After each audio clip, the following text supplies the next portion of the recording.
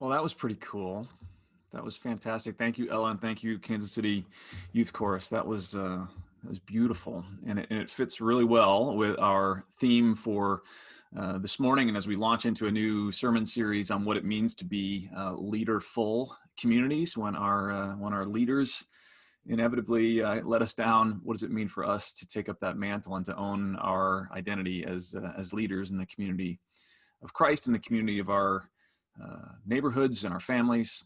But before we get into that, I wanted to just take a minute and a little bit of pastor privilege and just say thank you.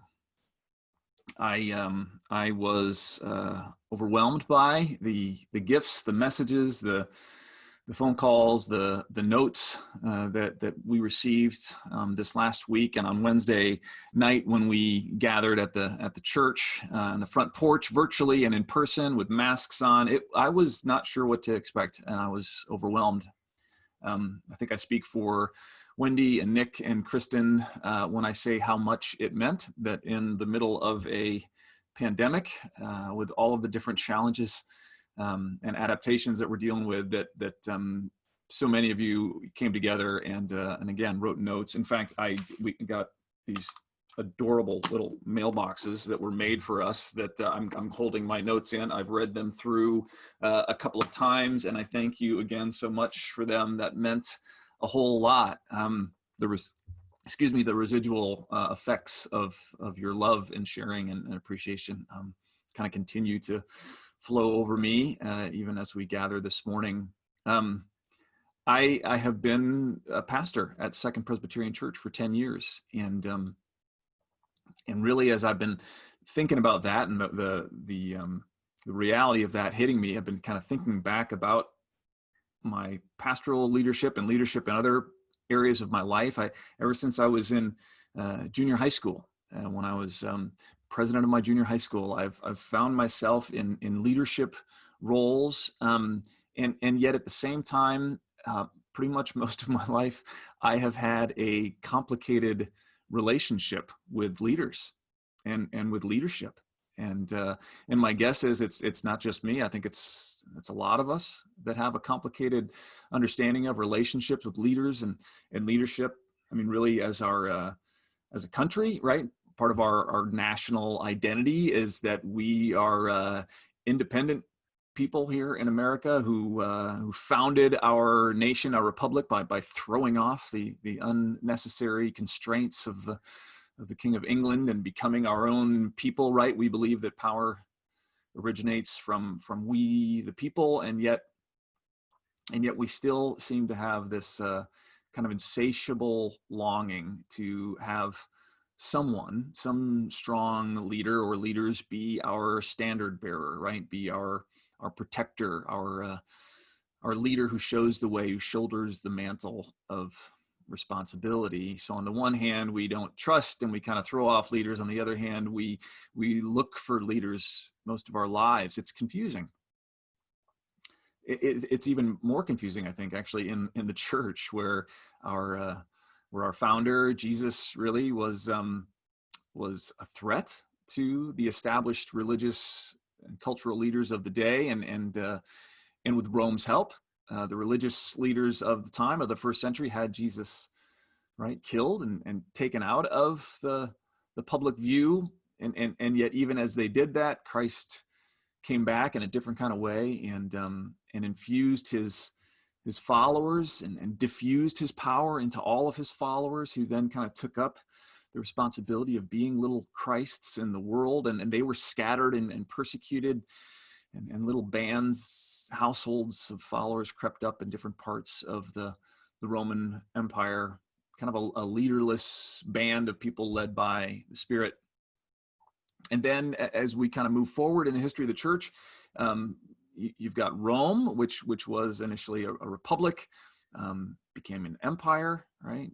Ruled by Caesars. And yet even when Rome and that empire fell and Caesar was toppled, the Roman church rose in its place, right? And Pope basically took over where Caesar had been, and bishops and And priests took over the leadership roles and responsibilities, owned land, did all of the things that the secular leaders had done previous to that.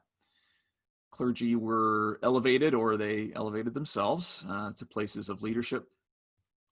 In France, maybe you remember this from your history books, but in France there were, in the Middle Ages, three estates. All of society was broken down into three estates. There was the third estate, which was the commoners. There was the second estate, which was the nobility, and then in the first estate was the clergy at the top.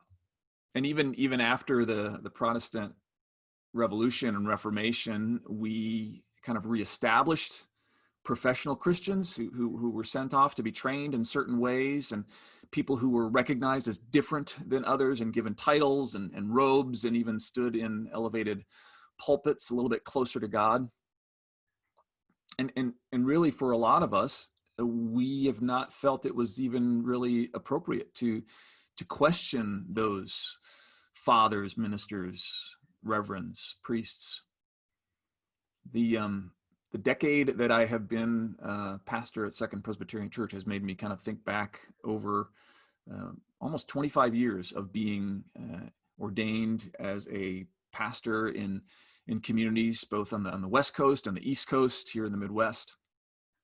And one of the things that I think has really affected me and made me who I am, and kind of formed my view of pastoral leadership and leadership as a whole, have been my experiences with churches and leaders who have elevated themselves or been elevated to a point where they began to feel and even think that they were different.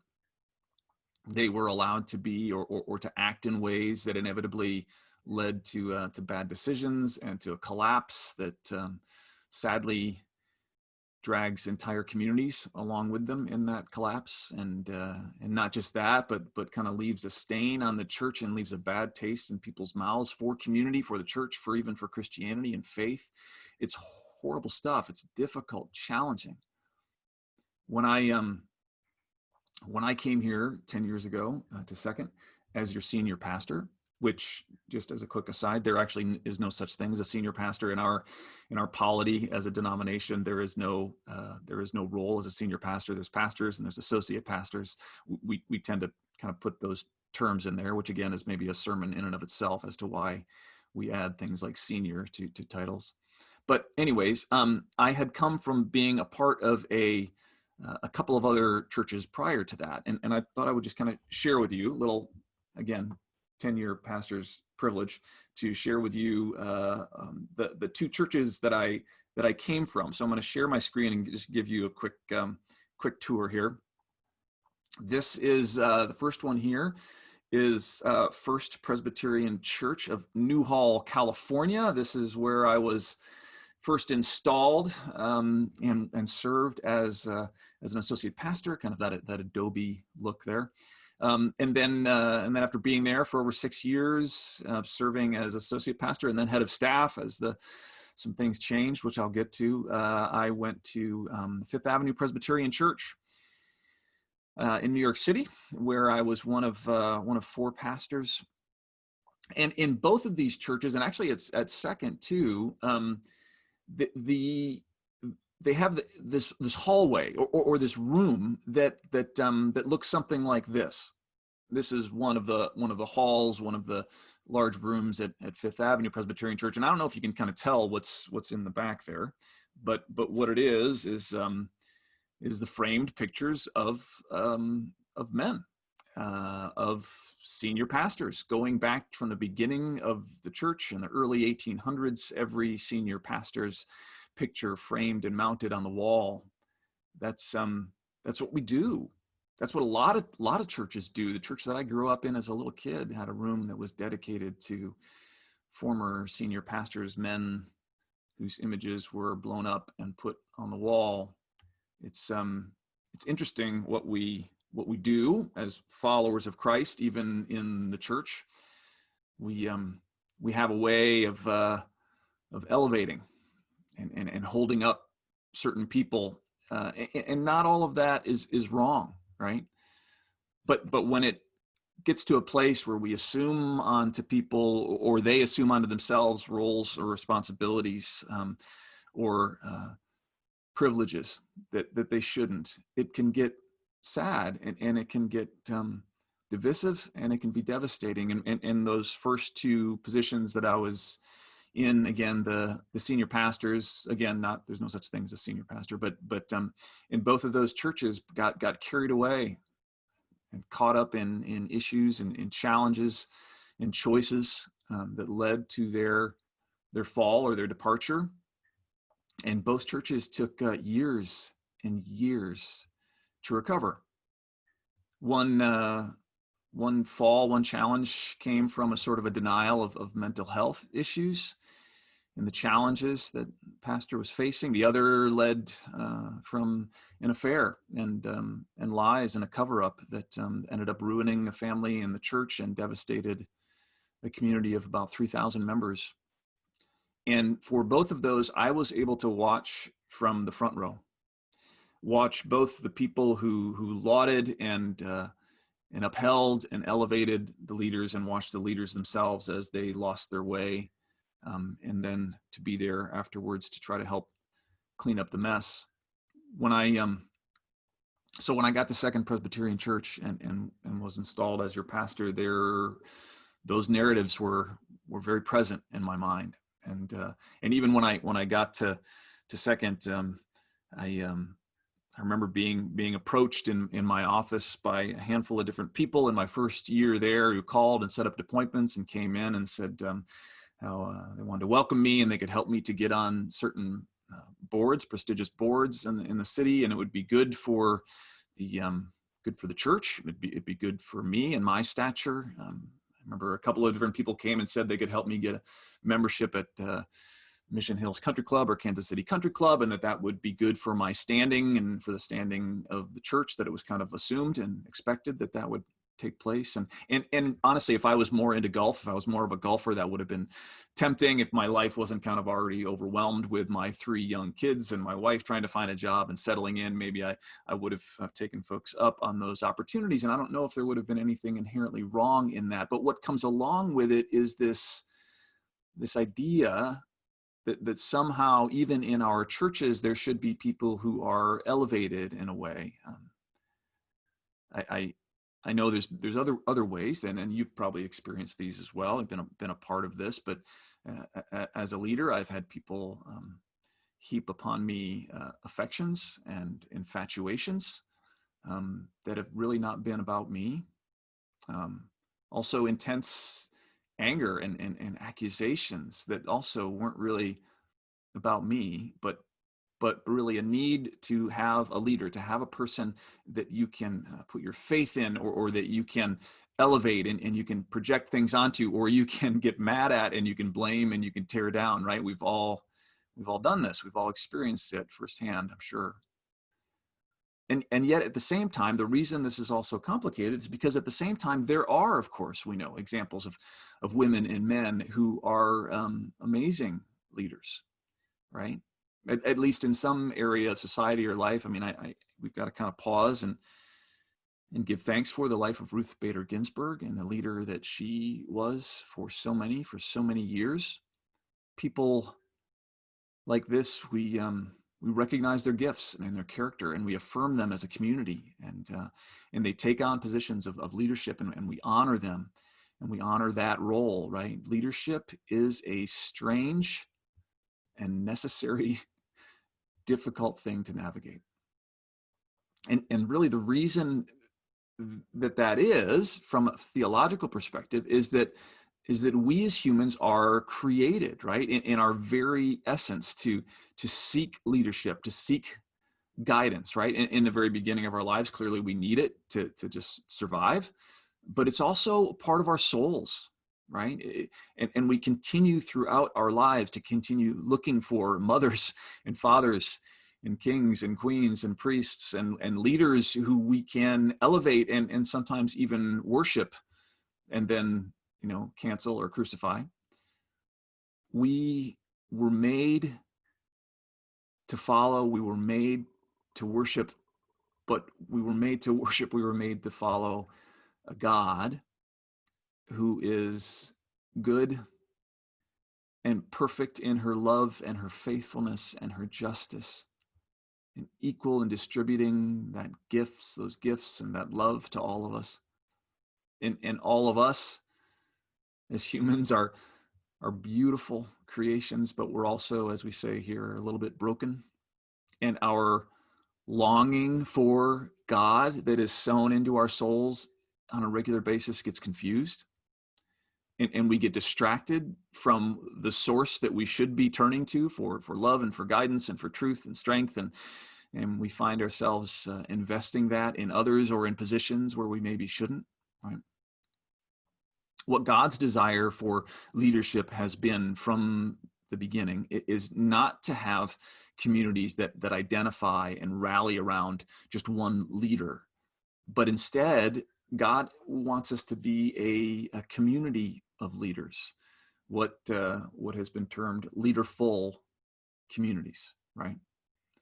Leaderful churches, leaderful neighborhoods, leaderful societies that create and co-create and share gifts and strengths, just like the call to worship from Romans that Jim and Ann read to us this morning. God has imparted to each one of us gifts and talents and strengths that we are to use for what? For the common good. The scripture that I want to read this morning comes from the book of 1 Samuel, chapter 8. Now, we're dipping back before Jesus into the Old Testament, to the beginning of the identity of Israel as a people, as a nation. And God's plan for Israel all along was that God would be Israel's leader. God would be Israel's king. God would then infuse God's will and God's culture, God's ways into God's people. And God would form within God's people in this community a spirit that they would follow, like a pillar that would lead them even through the deserts, right? And they could together look and find that leadership, that light together, and they would care for each other, and the laws that God had them follow were laws that again tried to form within them this care, this doing what is right, and eventually that law was to be written upon each one of their hearts, and they were to lead in that way and to follow the Spirit. But that's a lot of work. That's a lot of responsibility to have to get up every day and to see yourself as a leader and to seek God's will and together seek to follow God's ways, discern God's ways. It's just easier, right, to choose somebody else to do it. And then we can cheer them on or we can curse them, right? So what I want to do this morning is just read from 1 Samuel chapter 8. But just to give you a little bit of context for this text that I'm going to read. So again, remember, God led God's people out of slavery, right? They were slaves in Egypt. God gathers them all together, and following Moses and Aaron and Miriam, they cross the Red Sea and into the desert, and they begin wandering, and they finally make their way, following the Spirit of God. They make their way to what was the Promised Land, and then kind of leadership is taken over by Joshua, who was kind of a military leader, really, in kind of violent ways. They carved out their space there in the Holy Land, and they began to settle down. And then their leaders, or the leadership mantle, kind of gets passed off to prophets.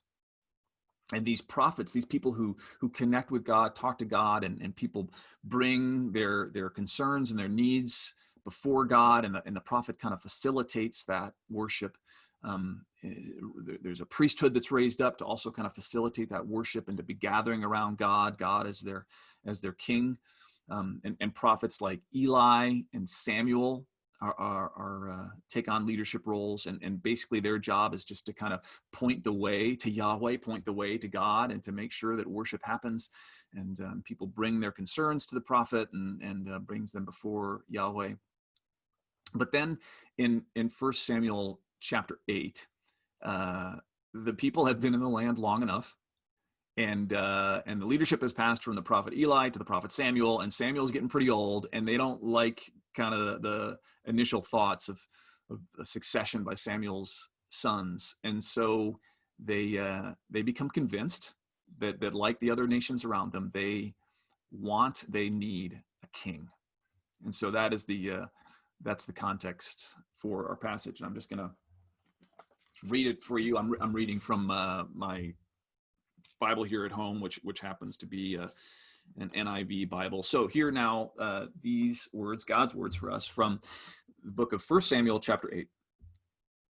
Now, when Samuel had grown old, he was about to appoint, or was in the process of appointing his sons to be the prophets in his stead. But instead it says, all of the elders of Israel gathered together, and they came to Samuel at Ramah. And they said to him, you are old. You are old, and your sons don't follow your ways. Now, instead, appoint for us a king who will lead us, such as all the other nations have. And when they said, give us a king to lead us, this displeased Samuel, and so he prayed to the Lord. And the Lord said to Samuel, listen to what the people are saying to you. It is not you they have rejected, but me. They have rejected me as their leader, as their king, as they have done from the days when I brought them out of Egypt, forsaking me, serving other gods. Now they're doing that to you. Listen to them, but warn them solemnly, and let them know what the king who will reign over them will claim as his rights. And so Samuel does this. He brings the people back together and says, okay, here's the deal. You can have a king, but just so you know, this is going to happen, and this is going to happen, and this is going to happen, and your sons and daughters will be conscripted, and your land will be taken. And he kind of goes over all the things that will take place. But the people refused to listen to Samuel. No, they said, we want a king. We want a king over us. Then we will be like the other nations, with a king to lead us and go out before us and fight our battles. Isn't that interesting? When Samuel heard all the people say this, he repeated it before the Lord, and the Lord answered, listen to them, give them a king. And so then Samuel, it says, as it moves into chapter 9, goes out, and he finds a Benjamite, one from the clan of Benjamin, a man of standing whose name was Saul. And it says that he was as handsome of a young man as you could find anywhere in Israel. He was a head taller than anyone else. And he was made king. And things didn't go great for Saul or for Israel. In this season, when we will, as a country, be spending an inordinate amount of time cheering for our next leader. Friends, may we remember that there are different gifts, but one Spirit, right? There are different ministries, but one Lord. And all of these gifts, all of these ministries, all of these leadership roles are produced by one and the same Spirit, who gives gifts to each for the common good. You, friends, you are the leader. We are the leaders, filled with the Spirit, gifted in unique, powerful, and beautiful ways. We are to be that example in the church of the leader-full community of love. We have the leader that we're longing for. And she is within us and among us. And as we put our longing in the right place and own our own roles in stepping up and leading our communities and following God, we will see what a leader-full community can and will do. It's already happening. We've already kind of been forced into roles, into taking on leadership that we never would have before. Friends, may the Spirit of God continue to work in and through us and make us, in this time of king-making, into people who own our own leadership roles the gifts that God has given us, that we would be that leaderful community of love that shows the way.